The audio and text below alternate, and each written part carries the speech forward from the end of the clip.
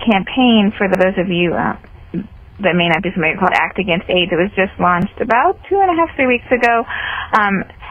White House is called, and basically the message is that every 9.5 minutes someone is infected by HIV, and so it's still a very important disease that has fallen off the radar. There's a lot of really outstanding treatments, but there still remains a lot of stigma, and it's something that is very important to all of us to reduce that stigma and also communicate the message that it's still a disease that we need to all be paying attention to. Along with that, 1 out of every 5 people that are infected are unaware of their HIV status, which kind of underscores the importance of HIV testing day and of getting a test. And furthermore, because so much of the population is online, although clearly, as Jessica mentioned, there's a significant amount of people that we're very interested in reaching that are not online. But according to some recent numbers by Pew, 81% of adults online have looked for health information, and 66% of all adults have looked for health information. And so that's one of the reasons why Aids.gov also not only wants to be there as a website and as a portal, but has also really engaged new media. So we have a blog.aids.gov is actually prior to World AIDS Day, how we did a blog post on Second Life, because the blog is more about using new media in response to HIV as opposed to a blog about HIV information in and of itself. And we did a post on Second Life and have gotten hooked since. So we have a blog. We're on Twitter. We're on social networking spaces like Facebook and MySpace. We engaged a lot of or all of our new media tools around World AIDS Day, including Second Life. We were part of the opening of Karuna, the HIV support and resource island, and gave a presentation and really encouraged a lot of our colleagues to do the same. So it was a really exciting way for us to get some people that had never been in Second Life into Second Life to kind of explore and see all the possibilities. And we're still really kind of determining, all that we want to do in Second Life ourselves.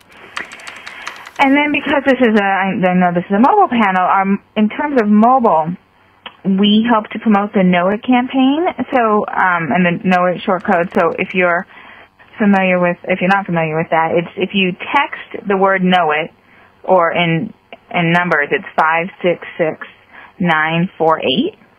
I'll say that again for the person who's transcribing this.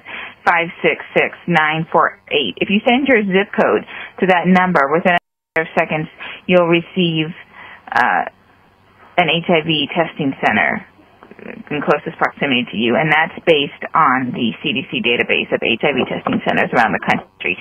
So we promote that heavily throughout the year, and most heavily right around testing day.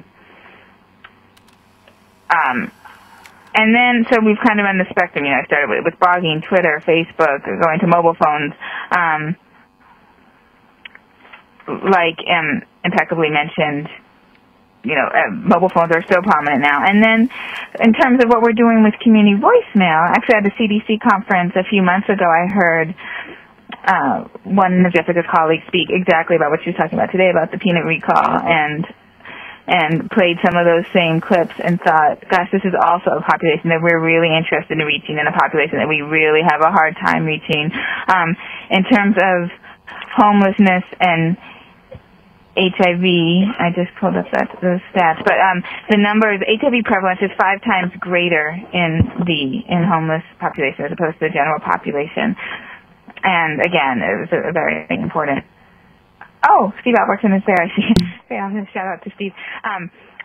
But is it a population we're very interested in reaching? And so there's days like testing day where we have messages that we would really like to share with these hard to reach populations. So I reached out to Steve kind of immediately and have been really enjoying this partnership and learning more. We've also gotten HUD, Housing and Urban Development, and the VA involved.